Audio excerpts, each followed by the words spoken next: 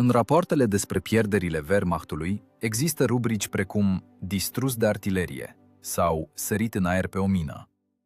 Însă pentru echipajul acestui tun autopropulsat german ar fi trebuit inventată o categorie de moarte nouă și terifiantă. Nu au fost arși și nici împușcați. Au fost pur și simplu făcuți praf și pulbere împreună cu lăudatul lor oțel Krupp, fără ca asupra vehiculului să se fi tras măcar un singur foc eficient. Un ofițer sovietic, fost inginer constructor, a văzut pe câmpul de luptă ceea ce era ascuns privirilor celorlalți. El a transformat mediul înconjurător într-o armă de distrugere în masă. Aceasta este povestea modului în care gravitația și rezistența materialelor au devenit aliații Armatei Roșii. Veți afla de ce mașinăria germană perfectă a devenit o groapă comună pentru echipajul său și ce greșeală fatală a comis inamicul alegând cea mai sigură poziție, la prima vedere. Spoiler! Fizica nu poate fi păcălită, iar plata pentru necunoașterea legilor lui Newton poate fi monstruoasă. Anul 1944. Iunie. Operațiunea ofensivă din Bielorusia, pe care manualele o vor numi Bagration, arăta pe hărți ca un flux năvalnic de săgeți roșii care sfâșiau apărarea germană. Dar hărțile mint.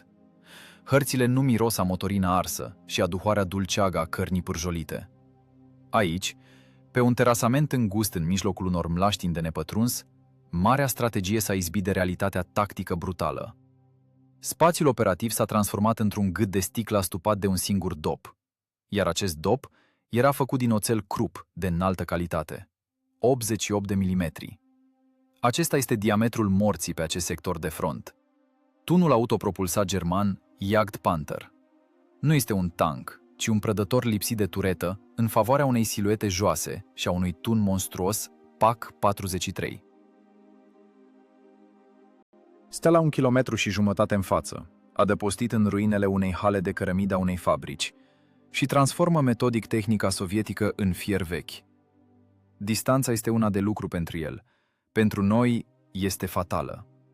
La această depărtare, blindajul său frontal, dispus sub unghiuri de înclinare raționale, este invulnerabil pentru proiectilele noastre de 85 de milimetri. Este fizică pură. Energia cinetică a proiectilului nostru nu este suficientă pentru a depăși limita de curgere a oțelului german la o asemenea distanță. Noi suntem pentru el ținte într-un poligon. El este pentru noi un zid de beton. Două carcase de T-34 scot deja un fum gros pe drum. Un fum negru și unsuros se trăște jos, amestecându-se cu ceața mlaștinii. Primul tank a fost lovit sub turetă. Detonarea muniției a smuls structura de 5 tone și a aruncat-o pe marginea drumului ca pe un capac de oală. Al doilea tank, care venea în spate, a încercat să coboare de pe terasament pentru a ieși din sectorul de tragere, dar șenilele au pierdut aderența pe solul vâscos. S-a oprit cu flancul expus. O țintă ideală. A doua lovitură a Jagdpantherului a străpuns lateralul, transformând echipajul într-o masă organică informă, amestecată cu schije de blindaj incandescente. Nici strigăte, nici gemete. Doar trosnetul uleiului care arde și exploziile surde ale cartușelor care sar în aer în interior. Infanteria s-a culcat la pământ. Oamenii s-au îngropat în noroiul lichid al terasamentului, încercând să devină plați, bidimensionali. Aruncătoarele de mine ale inamicului trag pe sectoare, ne lăsând pe nimeni să ridice capul. Schijele seceră tufișurile și trupurile omenești cu aceeași indiferență. Aerul tremură de explozii, dar prin acest vacarm străpunge un alt sunet, lovitura uscată și tăioasă a tunului german. Fiecare astfel de lovitură înseamnă că încă un proiectil perforant de 10 kg a depășit bariera sunetului și își caută ținta. Psihologia se retrage aici. Rămâne doar instinctul animalic, de a te îngropa, de a dispărea, de a te dizolva în pământ. În căștile tanchiștilor se aude doar pârâit și înjurături. Comandantul de batalion, un major care nu se vede din cauza fumului, urlă în eter atât de tare încât membranele abia rezistă. Are ordin să ocupe cota până la ora 12:00. Are un grafic aprobat la cartierul general. Are în spate curtea marțială. El cere atacul. Cere să fie aruncate înainte mașinile rămase, sperând că măcar una va trece, măcar una va ajunge la distanța de foc eficient, la 500, la 400 de metri. El este infanterist. Nu înțelege că lupta de tancuri nu este o șarjă de cavalerie. Este o ecuație cu multe variabile, unde viteza proiectilului și grosimea blindajului sunt mai importante decât spiritul de luptă. Să trimiți tancurile acum frontal nu este eroism. Este casarea unei tehnici costisitoare și a unor echipaje instruite. Este o risipă pentru care în război se plătește cu sânge, nu cu bani. Locotenetul Sokolov stă în cupola de comandă a T-34-85-ului său. Trapa este întredeschisă, exact atât cât să asigure ventilația, dar să nu lase să treacă vreo schijă. El nu strigă, nu se panichează. Fața lui, acoperită de un strat de funingine și praf de drum, seamănă cu o mască. Aude isteria comandantului de batalion, dar creierul lui lucrează într-un alt regim. Este inginer. Înainte de război, calcula fermele podurilor și sarcinile pe grinzi. Acum calculează probabilitatea morții. Vede situația nu ca pe o tragedie, ci ca pe o problemă de rezistență a materialelor care încă nu are soluție. Condițiile problemei sunt dure. Drum îngust, mlaștină pe margini, în față, o cazemată pe șenile care îi vede prin și prin. În interiorul tancului miroase a sudoare, a motorină și a mirosul acru al fricii pe care îl emană încărcătorul. Băiatul are doar 19 ani, se uită la culata tunului de parcă ar fi o icoană. Ochitorul, gârbovit, stă lipit de lunetă, dar mâinile îi tremură.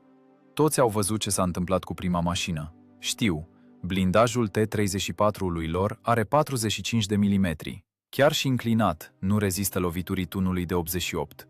O singură lovitură și se vor transforma într-o torță. Sokolov știe asta mai bine decât ceilalți. Știe că ochitorul german rotește acum manivelele, alegând următoarea victimă. Simte acea privire prin optică, rece și precisă ca bisturiul unui chirurg. Patrule, de ce stai? Vocea comandantului de batalion în căști devine un scâncet ascuțit. Înainte, te dau pe mâna tribunalului, te împușc în fața formației. Sokolov expiră încet aerul printre dinții strânși. Mâna îi stă pe butonul interfonului, dar nu apasă. Să răspunde este inutil. Să explice că un atac frontal este moarte garantată, nu are timp. Majorul vede harta. Sokolov vede embrasa morții. Între ei este o prăpastie de neînțelegere, care poate fi umplută doar cu tancuri arse. În față, în pâcla cenușie, printre mormanele de beton și armătură, abia se ghicește silueta de prădător a Jagdpantherului. Nu trage. Așteaptă. Economisește muniția, știind că rușii nu au unde să se ducă de pe acest singur drum. Această așteptare este mai groaznică decât canonada. Este liniștea eșafodului înainte de căderea securii. Locotenentul își mută privirea pe aparate. Temperatura uleiului este în normă. Turația motorului la relanti. Dieselul mormăie ritmic, vibrând cu tot corpul său de 12 cilindri. 32 de tone de oțel supuse voinței sale. Un instrument puternic. Dar orice instrument este inutil dacă este folosit greșit. Să bați cuie cu microscopul este o prostie. Să încerci să străpungi fruntea Jagdpantherului cu un proiectil perforant standard de la 1,5 km este o crimă. Este nevoie de o altă abordare. Trebuie găsită variabila pe care comandantul german nu a luat-o în calcul. Sokolov privește prin triplex nu ca un soldat care caută inamicul, ci ca un constructor care evaluează o structură. Ruinele halei. Este o fostă fabrică de prefabricate din beton armat.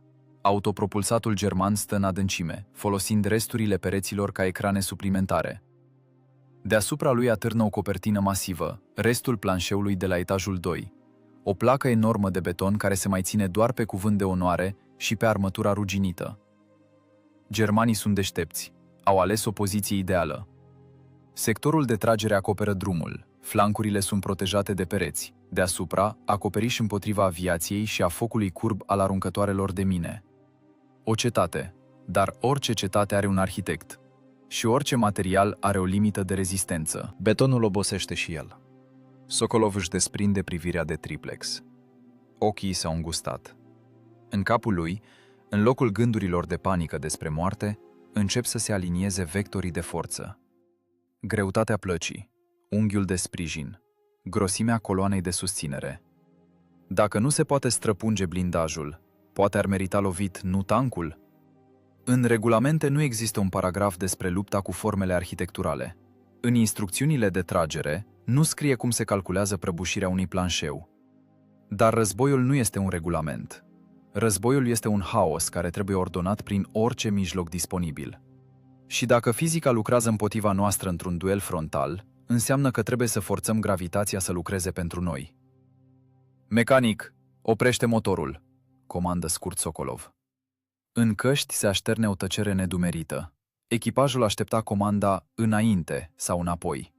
Comanda oprește în plină luptă sună ca delirul unui nebun. Oprește, am spus! Vocea locotenentului este fermă ca metalul închizătorului. Și ascultați comanda mea, nu vom merge la atac, vom rezolva o problemă. Motorul a tușit și s-a oprit. Vibrația a dispărut. Acum se aude cum schijele țârcâie pe blindaj ca grindina pe un acoperiș de tablă. Sokolov deschide mapa. Degetele murdare, cu păcură intrată sub unghii, strâng creionul. Pe foaia de hârtie, peste semnele topografice, apar primele linii. Nu tactică. Geometrie. Unghiul de incidență este egal cu unghiul de reflexie. Masa înmulțită cu accelerația gravitațională. Este o nebunie. Este singura șansă. Tancul nu mai este o mașină de luptă. Acum este doar un punct de artilerie staționar, iar echipajul său, ingineri geniști care în loc de dinamită au 85 de milimetri de oțel și explozibil. Pentru încărcător.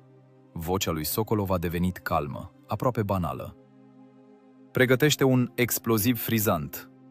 Tovarășe locotenent, la tancuri se trage cu perforant, a început timid ochitorul. Fără discuții. Exploziv. Fuzosul pe întârziere. Nu vom trage în tank, vom trage în ceea ce îl susține. Tăcerea din tank a devenit densă, palpabilă. Afară iadul continua, dar aici, în interior, timpul a încetinit, supunându-se ritmului gândirii unui singur om. Sokolov s-a uitat la ceas. Secundarul tăia timpul în porții egale. Aveau poate 5 minute până când germanii vor decide să distrugă ținta imobilă. 5 minute pentru a recalcula legile fizicii în favoarea lor. Mapa s-a așezat pe genunchi. Creionul a atins hârtia. Calculul a început. Datele sunt insuficiente. Calculul ingineresc nu suportă aproximarea, iar triplexul cupolei de comandă oferă o imagine distorsionată. Prin sticla mată zgâriată de gloanțe, lumea se descompune în fragmente. Sokolov vede ținta, dar nu vede vulnerabilitatea ei. Are nevoie de unghiuri, are nevoie de o evaluare a integrității structurilor portante, are nevoie de o panoramă completă a acestui cimitir arhitectural. Să stai în interiorul a 30 de tone de oțel este sigur, dar inutil. Pentru a rezolva problema, trebuie schimbat punctul de observație. Locotenentul aruncă creionul. Decizia este luată. Nu este un impuls de curaj, ci o necesitate de producție. Ies afară. Nu scoateți capul. Așteptați comanda. Vocea prin interfon sună sec, ca pârâitul electricității statice. Trapa se dă deoparte cu un zgomot metalic greu. În interiorul turelei năvălește vacarmul pe care blindajul îl atenuase până atunci la un vuiet suportabil. Acum războiul sună cu toată forța. Șuieratul ricoșeurilor, bubuitul exploziilor, vâjeitul schijelor.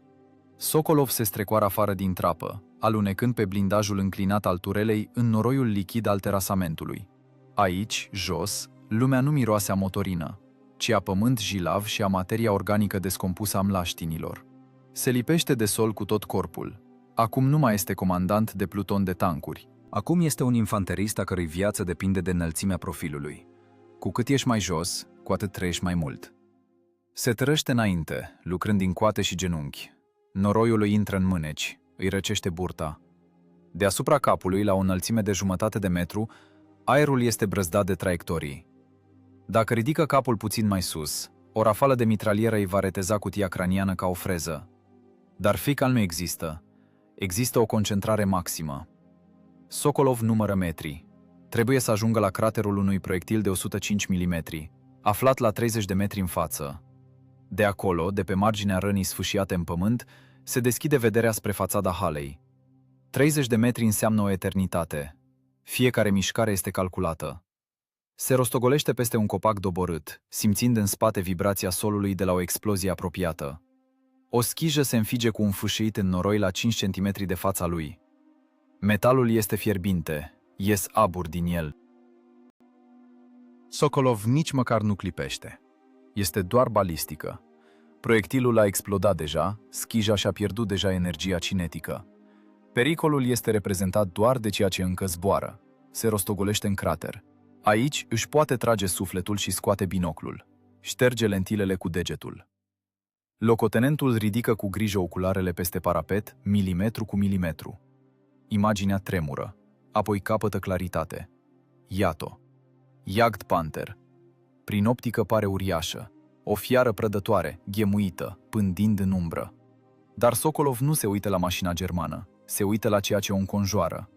Un soldat obișnuit vede ruine, un inginer vede o schemă de sarcini. Autopropulsatul german s-a băgat singur într-un sac de beton. Stă sub resturile planșeului de la etajul 2, între două coloane rămase întregi. Deasupra atârnă placa de beton armată a planșeului, enormă, cântărind vreo 15 tone, nu mai puțin. Sokolov începe analiza. Vede fisurile care merg pe stâlpul din stânga. Betonul s-a fărâmițat acolo, expunând armătura ruginită. Armătura lucrează la tracțiune, dar betonul din zona de compresiune este deja distrus de bombardamentele anterioare. Structura se află într-o stare de echilibru instabil. Este o schemă clasică de avarie. Placa se ține pe cuvânt de onoare și pe forța de frecare. Comandantul german se simte în siguranță sub acea streașină. Este protejat de avioanele de asalt Il-2, dar nu înțelege că stă într-o cursă de șoareci, al cărei arc este deja armat. Privirea inginerului alunecă pe detalii. Unghiul de înclinare al plăcii, aproximativ 10 grade. Dacă se distruge sprijinul, vectorul forței de greutate va direcționa întreaga masă vertical în jos, cu o ușoară deplasare spre pupa autopropulsatului. Înălțimea de cădere, 4 metri. Energia potențială a acestei mase este colosală. Impactul unei plăci de 15 tone de la o înălțime de 4 metri este echivalent cu lovitura directă a unei bombe de aviație de calibru mare. Blindajul. Jagd Panther Ului este proiectat pentru lovituri punctuale ale munițiilor cinetice, dar nu este proiectat pentru o sarcină distribuită de o asemenea magnitudine. Plafonul suprastructurii la german este subțire, doar 16 mm. Nu va rezista. Se va plia ca o cutie de carton. Sokolov coboară binoclul. Planul este gata. Aceasta nu mai este o luptă. Este o demolare controlată a unei clădiri. Folosind calibrul 85 ca instrument, se întoarce și se trăște înapoi. Drumul de întoarcere pare mai rapid. Adrenalina soluției găsite îi impulsionează mușchii. Știe ce are de făcut. Ecuația s-a rezolvat. Nu mai există necunoscute. Un salt și este din nou pe blindaj. Corpul îi se strecoară în trapă. Capacul greu se închide cu un zgomot sec, tăind zgomotul războiului. În interiorul tancului este o liniște relativă, întreruptă doar de respirația echipajului. Ochitorul și încărcătorul se uită la comandant cu speranță și teamă. Îi văd fața murdară, ochii arzând. Așteaptă ordinul de a se retrage sau de a muri. Dar Sokolov face ceva la care nu se așteptau deloc. Scoate mapa. Peste hartă, mâzgălită cu însemnări, așează o foaie de hârtie gri de ambalaj. Cu degetele murdare, tremurând de tensiune, începe să deseneze. Nu este o schemă tactică de atac, este o schiță. 2 linii verticale, coloanele, o orizontală, placa, vectorii de forță, o cruce în punctul de tensiune. Uită-te aici, sergent. Sokolov arată cu degetul pe desen, adresându-se ochitorului. Uită de tank. Tancul nu există. Există un sprijin. Vezi? Ochitorul clipind se uită la măzgălituri. Văd, tovarășe locotenent. Un stâlp? Nu un stâlp, ci o coloană portantă. Beton armat. Secțiune 40 pe 40. Armătură ranforsată. Acum ea ține namila asta. Încercuiește placa cu o linie groasă. Sarcina noastră nu este să străpungem blindajul germanului. Sarcina noastră este să retezăm această coloană. Echipajul tace. Se privesc între ei. Încărcătorul, un băiat simplu de la țară, deschide gura. În ochii lui se citește gândul că locotenentul este contuzionat. Să tragi în stâlpi când spre tine țintește cea mai bună mașină antitank a Wehrmachtului. Asta contrazice tot ce au învățat la instrucție. Tancul trebuie să tragă în tank, cu perforant, în siluetă. Tovarășe locotenent, începe încărcătorul. Păi e din piatră, o să ricoșeze. Și germanul o să ne vadă imediat ce ne mișcăm. O să ne vadă, dă din cap Sokolov, continuând să traseze unghiurile de impact ale proiectilului cu betonul. Cu siguranță o să ne vadă. Vom avea timp doar pentru 2, maximum 3 lovituri. Prima, de reglaj, cu exploziv, în tavan, ca să ridicăm praful, să-i orbim optica. A doua, cu perforant, la baza coloanei, exact la bază, unde betonul este deja fisurat.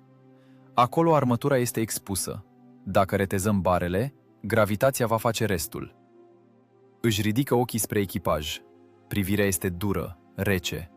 Nici o nebunie. Doar calcul. Nu este o rugăminte, ostaș. Este fizică. Ori prăbușim hala asta peste el, ori ne va arde pe noi și tot batalionul pe drumul ăsta. Alte variante nu sunt. Sokolov își șterge noroiul de pe față, lăsând dâre negre. Mecanic, pornește. Ieșim cu jumătate de corp. Ochitorule, distanța 500. Ținta, sprijinul din stânga al planșeului. Corecție, 0.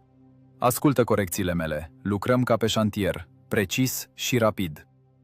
Motorul a urlat, scoțând un nor de fum albăstrui. Tancul a tresărit, revenind la viață. Intelectul își terminase treaba. Acum începea munca reflexelor și a mecanicii. Dar la baza fiecărei mișcări a manetelor, a fiecărei rotații a manivelei, stătea acum nu un ordin orb, ci o schemă inginerească precisă, desenată cu un deget murdar pe o bucată de hârtie. Zalele șenilelor mușcă din argila îmbibată cu apă. 32 de tone de oțel se pun în mișcare. Nu este o șarjă de cavalerie, ci munca grea, forțată a mecanismelor care lucrează la limită. Dieselul C234 urlă la 2000 de turații, aruncând spre cer un stâlp de funingine neagră. Mecanicul conductor apasă fricțiunea, iar tancul, cutremurându-se cu tot corpul, iese de după adăpost. Ieșim la lumină. Ieșim în zona morții. Distanța se micșorează. 500 de metri. 480.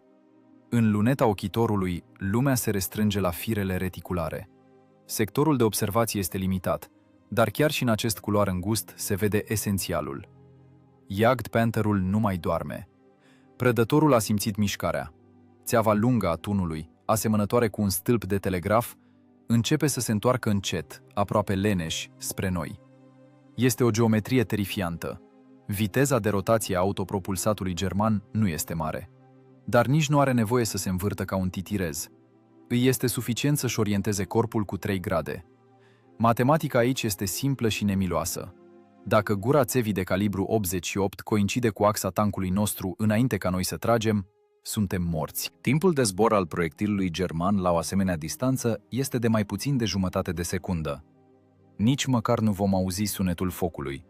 Pur și simplu vom înceta să existăm. Mai la stânga! Scurtă! Urlă Sokolov, acoperind vuietul motorului. Tancul tresare și încremenește. Stăm descoperiți. Blindajul corpului, acei amărâți de 45 de milimetri, pare acum de hârtie. Suntem o țintă în poligon. Ochitorul german ne vede acum în mărime naturală. Vede rezervoarele noastre de combustibil de pe flancuri. Vede trapa mecanicului. Are deja mâna pe trăgaci. Cu exploziv, în planșeu! Comanda locotenentului biciuiește urechile prin interfon. Ochitorul încremenește. O secundă de ezitare care poate costa viața întregului echipaj. Mâinile lui, antrenate prin ani de exerciții, se întind reflexiv spre manivele pentru a pune reticulul pe blindajul frontal al inamicului. Este instinctul. Vezi un tank, lovește în tank. Regulamentul spune: pentru distrugerea țintelor blindate se folosesc proiectile perforant trasoare. Să tragi cu exploziv într-un monstru de 70 de tone este un absurd. Este ca și cum ai arunca cu pietre într-o locomotivă. Un proiectil exploziv de 9,5 kg pur și simplu se va pulveriza în strop de metal pe oțelul cementat Krupp. În tavan, am spus! Mai sus! Vocea lui Sokolov devine un răget. Vede ezitarea în spatele ochitorului. Înțelege. Să încalci regulamentul sub amenințarea tunului german este mai înfricoșător decât să mergi la atac. Nu în blindaj, în beton! Orbește-l! În interiorul turelei, aerul închis se îngroașă de tensiune. Încărcătorul, respirând greu, împinge înculată o grenadă explozivă O-365. Zgomotul închizătorului cu pană sună ca o sentință. În acest sunet nu există eroism, ci doar o inevitabilitate metalică. Încărcat. Ochitorul, cu efort, învingând tremurul degetelor, rotește roata de mână pentru înălțare. Crucea lunetei urcă. De pe fruntea blindată a autopropulsatului german, de pe masca tunului, mai sus, în întunericul cenușiu și ciobit de sub bolta halei, acolo unde atârnă placa de beton. Este împotriva firii. Contrazice toată logica luptei de tancuri. Dar nu este timp pentru discuții. Pupila neagră a tunului german aproape că ne privește în față. Foc! Tancul sare pe suspensii. 85 de milimetri de furie țâșnesc din țeavă. Reculul tunului lovește în limitator. Tubul cade cu un sunet metalic pe podeaua compartimentului de luptă, adăugând la mirosul de motorină aroma înțepătoare și acră a pulberii arse. Proiectilul pleacă cu o viteză de 792 de metri pe secundă. Nu este doar o bucată de metal. Este purtătorul unei energii cinetice înmulțite cu 700 de grame de explozibil. Sokolov nu clipește. Privește prin triplex, fixând cu privirea punctul de impact. Impact. Proiectilul nu ajunge la blindajul german. Se izbește de marginea inferioară a bolții de beton exact deasupra suprastructurii Jagdpantherului. Fuzosul cu acțiune instantanee funcționează conform setării. O sclipire. Un bubuit care se aude chiar și prin blindaj. Nu este o străpungere, este o lovitură de baros în tencuială. Unda de șoc și schijele de oțel mușcă din betonul vechi și obosit. Dar principalul nu sunt schijele.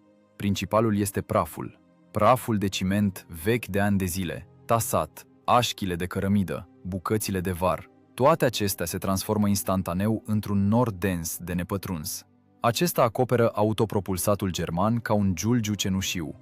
Gravitația trage aceste resturi în jos. O avalanșă de pietriși fini și firimituri de beton se prăbușește peste partea superioară a mașinii germane, acoperind triplexurile, astupând fantele de observație, acoperind optica lunetelor. Germanul a orbit. Jagdpantherul trage orbește. Țeava tresare, aruncând o limbă de foc. Proiectilul trece pe deasupra turelei T-34 lui, tăind aerul cu un urlet groaznic. Șocul de vacuum provocat de trecerea ghiulelei lovește în urechi chiar și prin căști. În spate, la vreo 50 de metri, un pin bătrân explodează, transformându-se în așchi. Dacă ar fi tras cu o jumătate de secundă mai devreme, acele așchi am fi fost noi. În eter este liniște, întreruptă doar de respirația grea a echipajului. Planul a funcționat. Fizica a funcționat.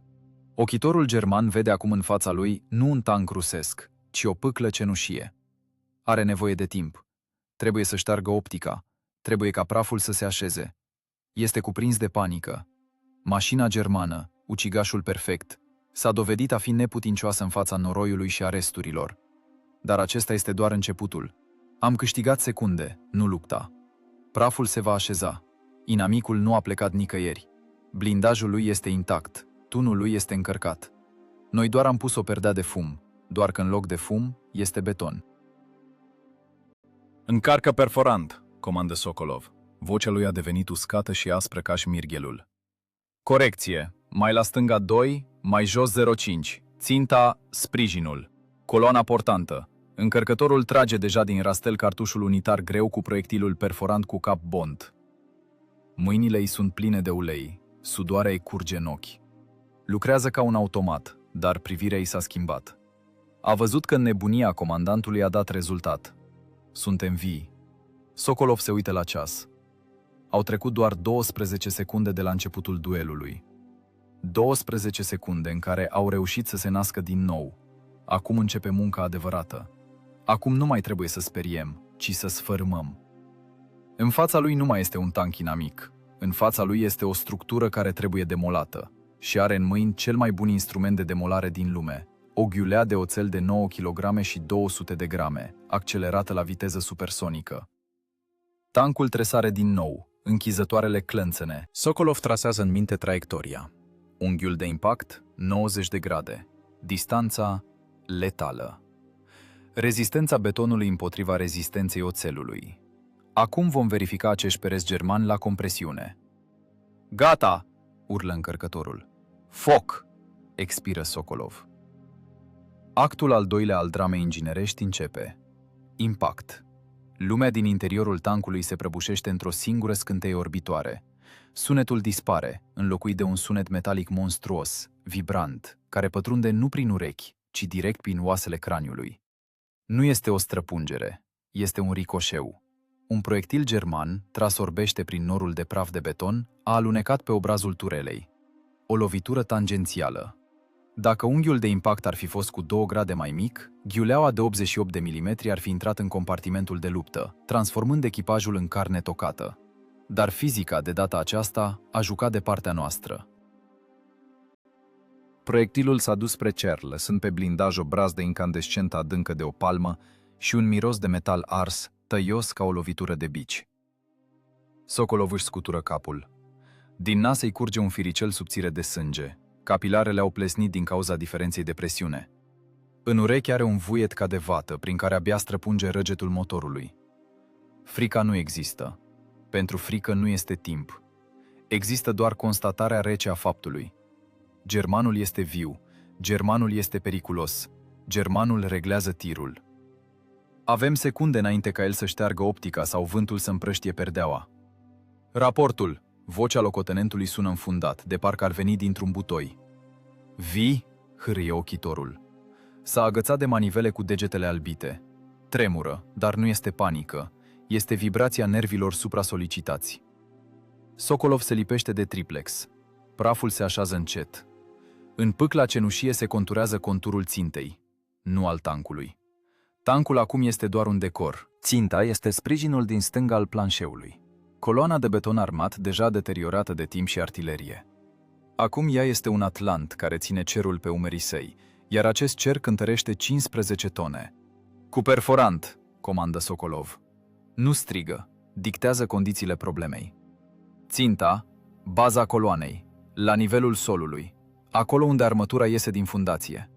Am înțeles, perforant, răspunde încărcătorul. În interiorul tancului începe o muncă grea, ritmică. Aici nu este loc pentru gesturi frumoase. Este o hală de fabrică unde se produce moartea. Încărcătorul, un flăcău voinic cu spatele lat, lucrează ca un piston. Înșfacă din rastel un proiectil unitar de 16 kg. Metalul greu și rece îi alunecă în mâinile unsuroase. O răsucire a trunchiului, o împingere. Proiectilul intră cu un zgomot metalic în culată. Pumnul încărcătorului lovește proiectilul, trimițându-l în cameră. Pana închizătorului se ridică cu un clic prădător, zăvorând țeava. Gata! Foc! Tancul se cutremură. Reculul tunului lovește cu forță înapoi, aruncând tubul încins care scoate fum. Acesta cade pe podea cu un clinchet metalic, rostogolindu-se sub picioare. Fumul înecăcios de pulbere arse umple plămânii, zgârie gâtul. Ventilatorul de pe plafonul turelei vâjie, încercând să scoată gazele, dar nu face față. Prin aparatul de observare, Sokolov vede rezultatul. Proiectilul lovește exact la baza coloanei. Nu există nicio explozie. Este un proiectil perforant plin, fără explozibil. Există doar impactul energiei cinetice. Din beton sar schije. O bucată din coloană de mărimea unui cap de om pur și simplu dispare, transformându-se în pietriș. Se dezvăluie scheletul clădirii, bare de armătură ruginite și răsucite, groase cât degetul. Acestea tremură din cauza impactului, iar de pe ele cade poșghița de rugină. Coloana a rezistat. Betonul este un material rezistent la compresiune, el susține sarcina. Dar noi nu avem de gând să-l comprimăm. Noi avem de gând să-l retezăm. Scurt, constată sec Sokolov.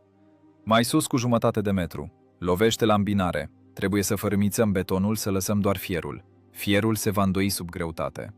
Înțeles, comandante. Mai sus cu 1/2 de tură. Ritmul, lucrați! Nu-l lăsați să-și revină. Aceasta nu este un duel cu un Jagd Panther. Este un duel cu rezistența materialelor. Echipajul german probabil se agită acum în interiorul cutiei lor de oțel, încercând să înțeleagă de ce rușii trag pe lângă. Ei aud loviturile în pereții halei, aud zgomotul prăbușirilor, dar nu înțeleg planul. Se așteaptă la o lovitură frontală, se pregătesc să primească moartea cu demnitate, față în față. Dar moartea vine din lateral, sub forma unei demontări metodice a adăposturilor. Foc! Al doilea foc! Din nou un impact, din nou clinchetul tubului, din nou un nor de fum. Proiectilul lovește în același loc, puțin mai sus de prima lovitură. Betonul nu mai rezistă. O placă uriașă se desprinde din coloană, dezvăluind cadrul de armătură pe o lungime de 1,5 de metru. Acum se vede cum barele încep să se curbeze imperceptibil. Masa enormă a plăcii de planșeu apasă de sus. Înainte, sarcina era distribuită pe toată secțiunea betonului. Acum, toată greutatea a căzut pe vreo 10 bare de oțel. Acestea lucrează la limita de curgere. Sokolov vede asta. Este inginer. Simte tensiunea metalului așa cum un medic simte pulsul. Încă una, mârie el. Încă o dată în același loc. Termină-l. Rupe armătura. Încărcătorul deja hârie. Sudoarea îi inundă ochii, îi arde pielea. Mâinile îi alunecă pe tuburile proiectilelor. Mișcările devin sacadate, dar ritmul nu scade. Este o bandă rulantă. Ia, întoarce-te, încarcă. Ia, întoarce-te, încarcă. La fiecare 8 secunde, un foc. La fiecare 8 secunde, 9 kg de oțel zboară în beton. Neamțul ripostează. Prin praful care se așează, Jagdpanterul trage o salvă de răspuns. Proiectilul trece prin dreapta, sfâșiind aerul. Unda de șoc lovește corpul tancului T-34 ca un baros. Tancul se clatină. Undeva la exterior, o ladă cu piese de schimb smulsă zboară cu zgomot. Nu contează, răgnește Sokolov văzând cum ochitorul își trage instinctiv capul între umeri. Nu te uita la el, uită-te la stâlp. Nu-l vom doborî prin foc direct, îl vom îngropa. Foc! Al treilea proiectil lovește coloana chinuită. Sunetul impactului este diferit.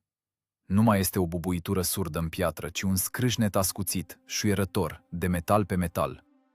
Proiectilul reteză una dintre barele de susținere ale armăturii. O ploaie de scântei. Coloana s-a clătinat. Se vede cu ochiul liber cum pe toată lungimea stâlpului au apărut fisuri capilare. Placa de deasupra s-a mișcat. De pe ea a început să curgă praf și pietre mici care au bătut în blindajul autotunului german. Structura și-a pierdut statica. Acum se mai ține doar pe dinamica distrugerii. Procesul a început. În interiorul tancului este o zăpușeală ca într-un furnal. Ventilația plimbă aerul fierbinte. Tunica de pe spatele lui Sokolov s-a înnegrit de sudoare. El nu se dezlipește de aparatul de observare. Vede cum Jagdpanterul începe să se miște. Comandantul german a înțeles în sfârșit. A înțeles că acoperișul de deasupra capului nu este o protecție, ci o sentință. Șenilele mașinii germane încep să se rotească, zdrobind resturile de cărămidă. Încearcă să dea înapoi, să iasă de sub consolă. Scapă! Strigă ochitorul. Nu scapă. Vocea lui Sokolov sună tensionat. Încarcă! Ultimul! La nod! Rupe-l de tot! Nu mai este timp pentru calcule. Există doar intuiția și forța brută. Mașina germană, mugind din motor, se trăște înapoi, încercând să scape din capcana de piatră. Coloana, îndoită ca un arc, geme. Armătura sună, pocnind una după alta. Are nevoie de un ultim impuls, ultimul argument de calibrul 85. Încărcătorul mormăind de efort împinge proiectilul. Închizătorul face click. Gata! Sokolov închide ochii pentru o secundă, imaginându-și vectorul forței. Trage! Bubuitura se contopește cu bătaia inimii.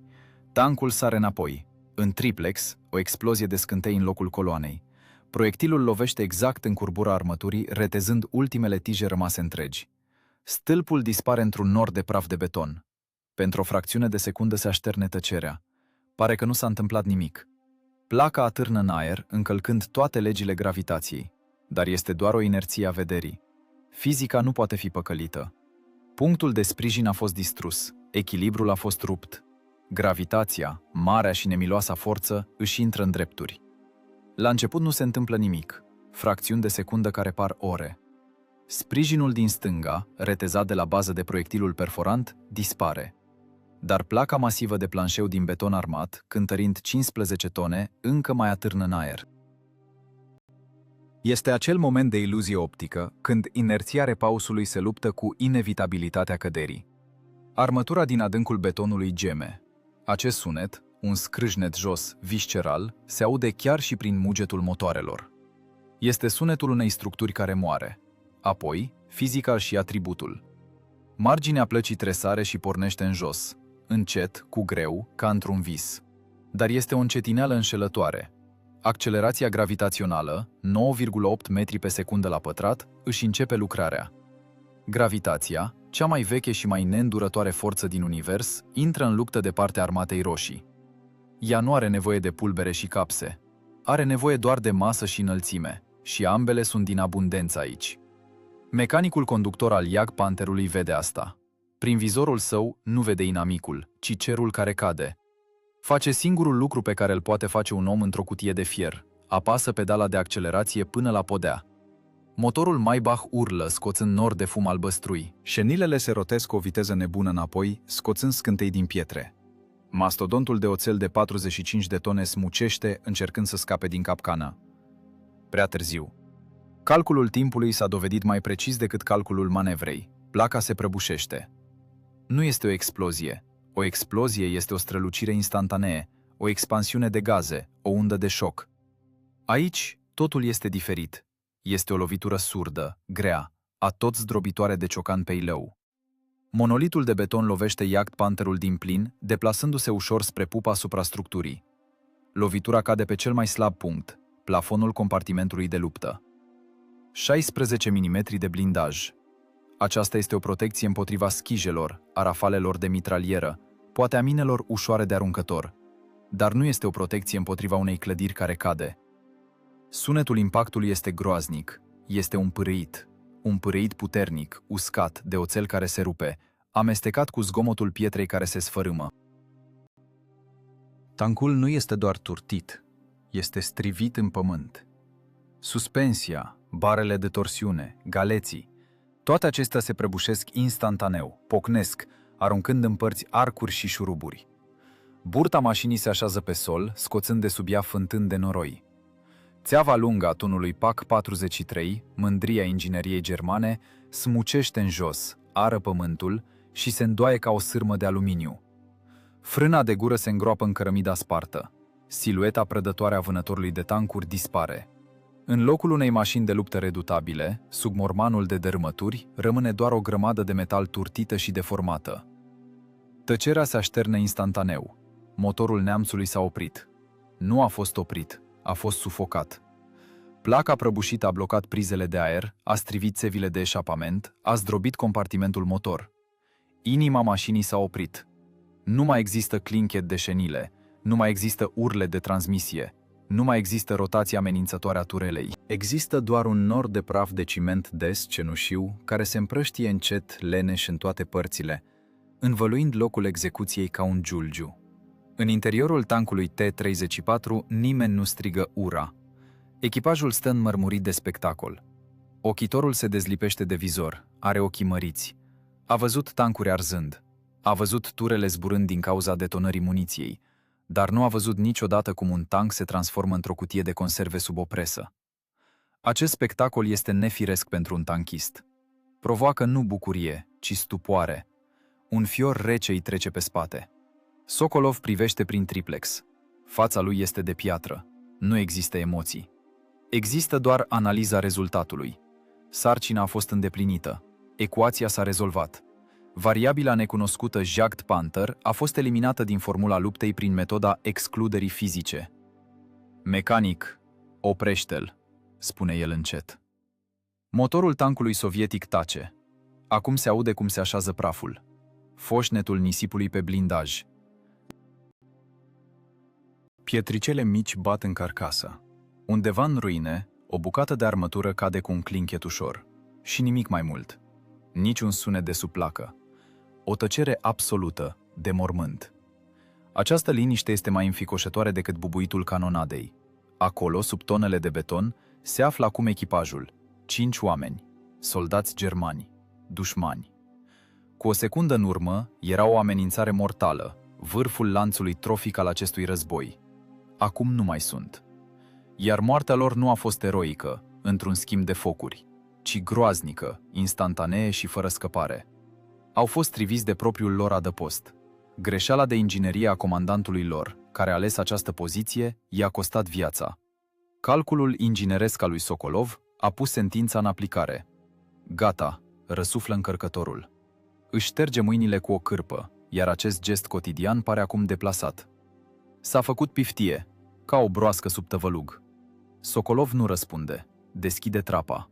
Aerul proaspăt, deși miroase ars, năvălește în turelă. Locotenentul se scoate pe jumătate afară.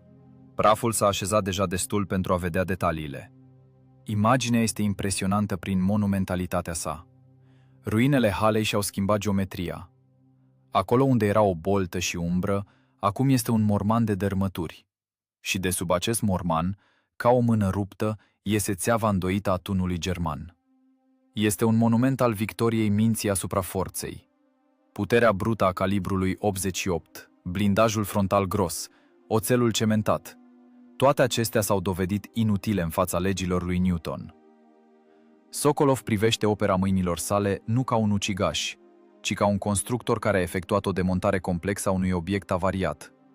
Doar că de data aceasta obiectul demontării a fost inamicul. Scoate o țigară, frământă muștiucul cu degetele murdare. Mâinile nu-i tremură. Tremurul a dispărut odată cu ultimul foc. Acum a venit oboseala. O oboseală grea, de plumb, care îi apasă umerii. Creierul care a lucrat în ultimele 10 minute în regim de forțaj cere odihnă. Tovarășe locotenent, vocea ochitorului sună nesigur. Dar dacă nu cădea? Dacă armătura rezista? Sokolov aprinde un chibrit. Flacăra izbucnește, luminându-i fața murdară de funingine și ulei. Trage adânc din țigară, ține fumul în plămâni, apoi scoate încet un jet spre inamicul învins. Betonul obosește întotdeauna, spune el încet, iar fierul...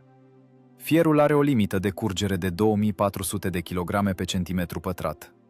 Știam marca oțelului, știam sarcina. Nu există minuni, sergentule.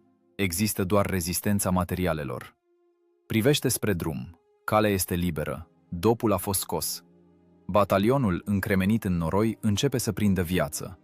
Se aud primele comenzi, clinchetul închizătoarelor, vuietul motoarelor de camioane. Războiul continuă, dar pentru echipajul unui Jagd Panther, el s-a terminat sub dărâmăturile unei fabrici sovietice. Sokolov coboară înapoi în trapă. Pornește, comandă el. Avem un grafic de respectat. Tancul prinde viață. Dieselul își începe din nou mersul ritmic. Șenilele se învârt aruncând bulgări de argilă. T-34 ocolește mormanul de beton care a devenit mormânt, fără să-l atingă. Mașina merge înainte, lăsând în urmă hala distrusă și fiara strivită. În față mai sunt sute de kilometri de război, încă mii de sarcini care vor necesita rezolvare. Dar această lecție de fizică, nimeni din echipaj nu o va mai uita vreodată. Drumul este liber. Ceea ce cu 5 minute în urmă era un punct mort, o gâtuitură unde batalionul ar fi trebuit să sângereze până la moarte, a devenit din nou o linie de operațiuni. Obstacolul a fost eliminat, nu prin magie, nu prin minune, ci printr-un vector de forță aplicat cu precizie. Motorul tancului T-34 a mugit prin zânturație. Tevile de eșapament au aruncat în aerul umed nor de fum negru. Acest sunet a servit drept semnal. Mlaștina, care părea moartă, a început să prindă viață. Movilele cenușii, fără formă, acoperite de noroi, au început brusc să se miște ridicându-se din mâl. Infanteria. Oamenii striviți în pământ de focul aruncătoarelor și de frica de mașina invulnerabilă își îndreptau spatele. Sute de figuri în mantale ude se ridicau din noroi.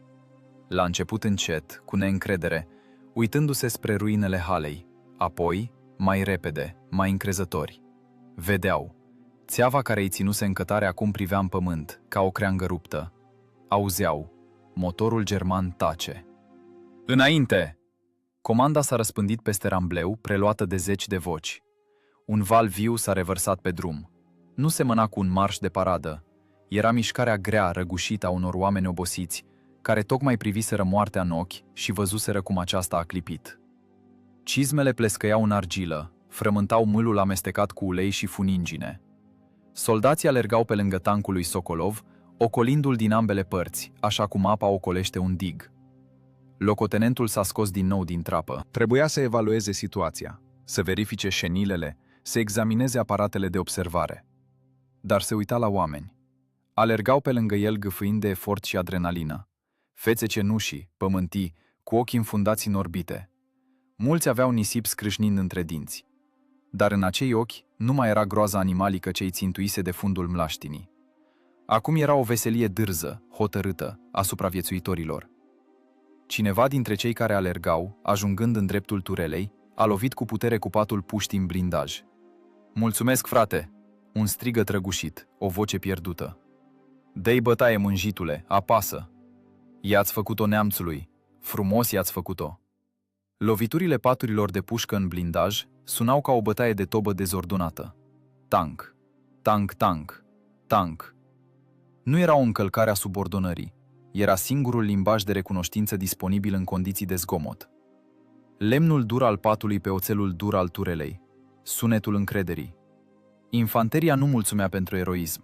Mulțumea pentru profesionalism. Pentru faptul că tanchiștii nu au ars inutil, ci și-au făcut treaba deschizând trecerea. Sokolov îi privea de sus. Nu zâmbea. Fața lui rămânea o mască modelată din tensiune și funingine. În capul său, obișnuit să opereze cu cifre, s-a activat automat un contor. 1, 2, 10, 50, pluton după pluton, companie după companie, 200 de oameni. Cam atâția trecuseră acum pe lângă mașina lui. 200 de unități de efectiv, 200 de puști, 200 de vieți.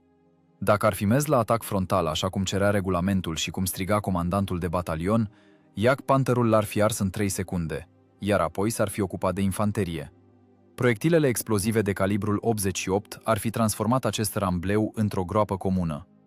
Acești oameni, care acum aleargă, bat în blindaj și înjură, ar fi fost morți. Trupurile lor ar fi zăcut în acest noroi, sfâșiate în bucăți. 200 de oameni. Iată prețul unui calcul ingineresc. Iată adevăratul randament al creierului său. Nu blindajul străpuns, nu metalul arzând al inamicului, ci această masă vie care continuă să funcționeze, să tragă și să înainteze. Coloana a încetinit lângă ruinele halei.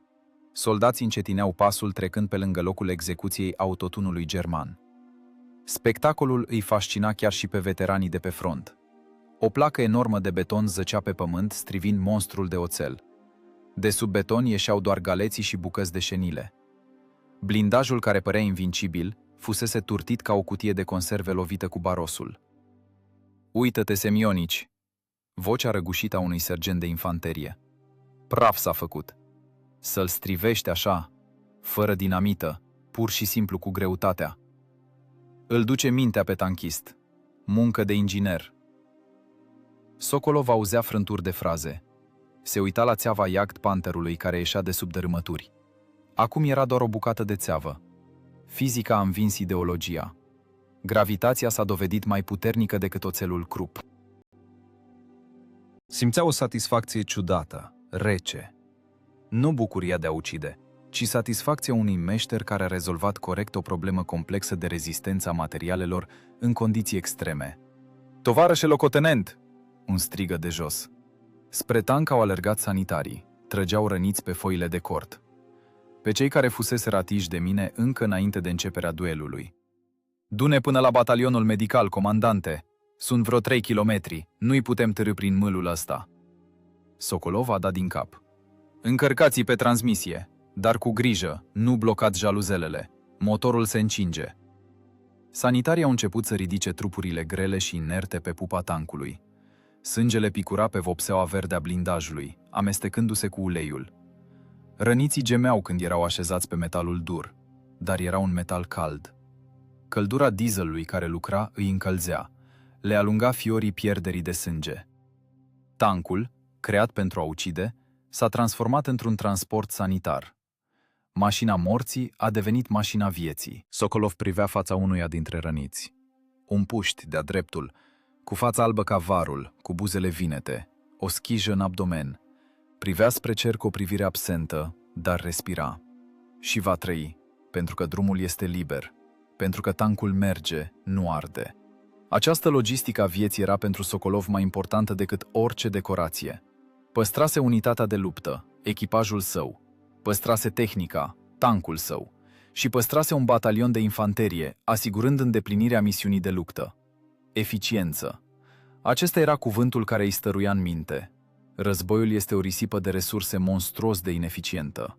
Dar astăzi, în această luptă concretă, pe acest kilometru de front, randamentul fusese maxim.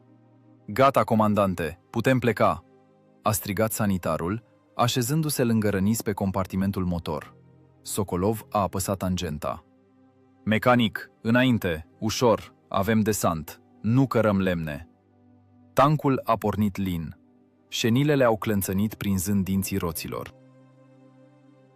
Mașina s-a clătinat și s-a târât înainte, pe lângă mormântul de beton al echipajului german, pe lângă cratere, pe lângă copacii schilodiți.